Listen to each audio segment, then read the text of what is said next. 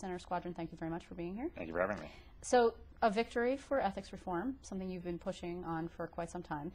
Not perfect. Look, not perfect, but it's Albany. And in a lot of ways, the most significant ethics, the most significant improvement in ethics that we've ever had in Albany. When you talk about disclosure, a very big deal. For the first time, folks really can have some faith that there'll be transparency about who their elected officials are working for. Yeah, you know, the other problem is, though, and I think you spoke on the floor, I think a lot of people actually spoke about this. Jacob, I was surprised about the codification of the power of the majority as Republicans in terms of appointments in perpetuity. You guys said yes to that. Why? Right. Well, the good thing about Jacob is that we've been pushing to have a single entity to investigate the legislative and executive branches and lobbyists. Right. And Jacob is that. That's a big deal. It is sort of the foundation of the kind of structure we need. There's a couple of details that are concerning, and one of them is that there's a partisan advantage for Senate Republicans and Assembly Democrats in perpetuity. They'll get 3 appointments. Senate Democrats, Assembly Republicans will only get 1.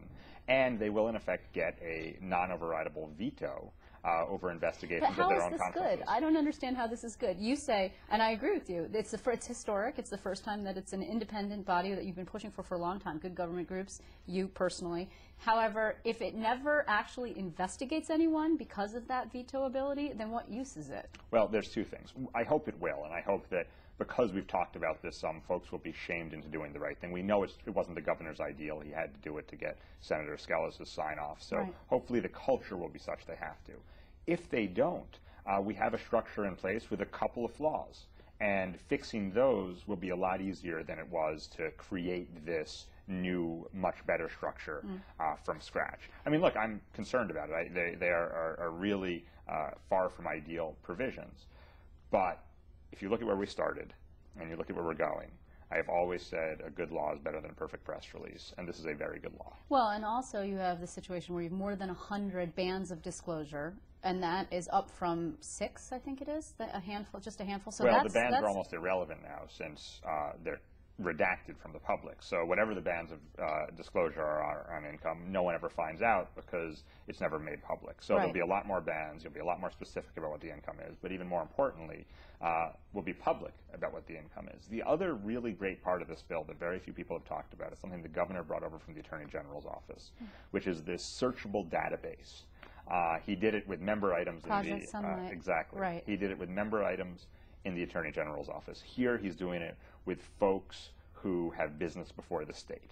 So it'll suddenly be very easy for an intrepid reporter like yourself, but even just a regular citizen with a blog or a Twitter feed, to cross-reference their own legislator, their own representative, against this database to find out really who's doing work for folks before the state. It's a big deal. But the Rainmaker Clause, the lack of what we've been calling the Rainmaker Clause, which is to say which you don't, but hypothetically speaking, you are someone who is employed by a law firm, but you don't have clients per se. You bring in clients. You're the rainmaker, right? You have, because of your name and your stature, you attract clients to the firm.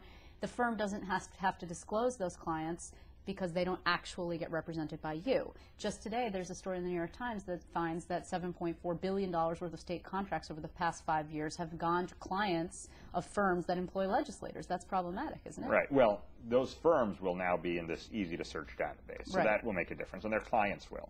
That will make a difference.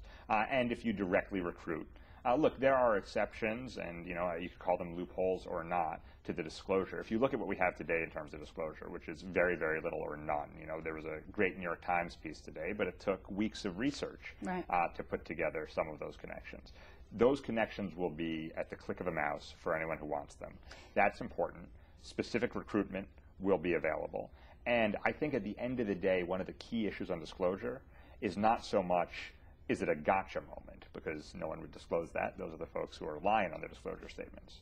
It's, is there enough information to ask the relevant questions to give people the sense that if they want to know, if there's a conflict, that they'll have enough information to ask the smart question. And this definitely gets you there. You know what's surprising here is that actually ethics, and it's been deemed the first significant agreement that the governor has actually managed to land. We're just waiting for a signature at this point. We don't know when that will happen. Well, there was a budget. Well, since the budget, I was going to say. That was the end of the sentence. However, we had the property tax cap was announced. That deal was announced in late May. We still haven't seen that passed by either house of the legislature. The problem, as I understand it from walking around the Capitol today, is rent control.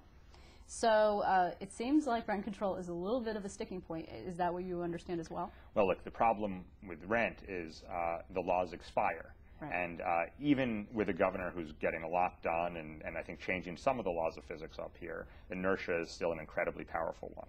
And the fact that rent is expiring in, I guess, just over 24 hours means that the hand is a much weaker one to play. And that's a real concern. We need to get an extension of the rent laws and an expansion of them. The current laws, because of what Joe Bruno did at the beginning of this century, are not strong enough. We're losing rent regulation. If you like New York City today, then you love rent regulation because it's fundamental to who we are. 25% of New Yorkers benefit from it directly. We all benefit from it in terms of the kind of city we have. That is the critical piece where we don't know where it's going to end up. Yeah. We know what the marriage bill will look like. Right. It's got to come to the floor and it's critical, but we know what it'll look like. This is one where there's got to be a lot of negotiation real quick. Are you sorry, looking back now, is your conference sorry that you didn't stand stronger and try and get this thing into the budget? Look, I think the budget was the moment when there wasn't inertia because the budget had to happen. It had to happen on time.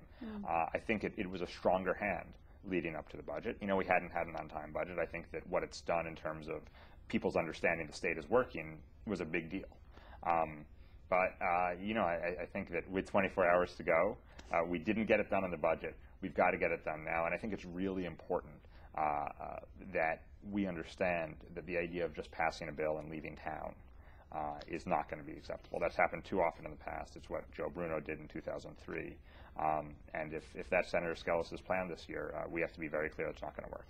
Well, okay, we will see. 24 hours, sort of a long time in Albany speak. I want to thank you very much, Senator Squadron. It's good to see you. Thank you for having me.